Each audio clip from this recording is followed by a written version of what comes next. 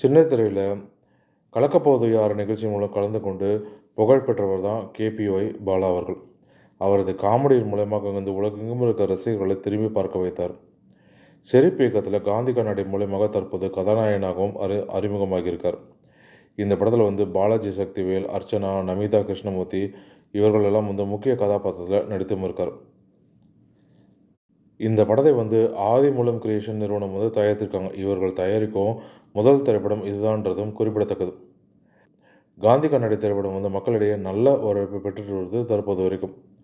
என்னதான் வந்து சிவகார்த்திகேயனுடைய மதராசி திரைப்படம் வெளிவந்தாலும் அதற்கு ஈக்குவலாக சமமாக வந்து காந்தி கண்ணாடி திரைப்படம் வந்து அனைவரையும் வந்து திரும்பி பார்க்க வைத்திருக்கு.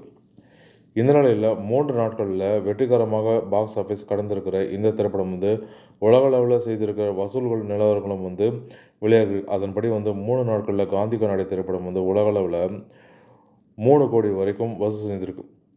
இது பாலாவோட முதல் திரைப்படத்துக்கு கிடைத்த நல்ல ஓப்பனிங்கும் வெற்றியும்னே வந்து சொல்லலாம். திரைத்துறையிலையுமே வந்து பாலா அவர்கள் கதாநாயகனாக ஜெயித்து காட்டியும் இருக்கார்.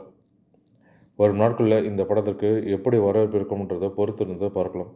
மேலும் தமிழ் சினிமா தொடர்பான இது போன்ற சுவாரஸ்யமான தகவல்களுக்கு தமிழ் சினிமா யூடியூப் சேனலை பார்க்கலாம். நன்றி, வணக்கம்.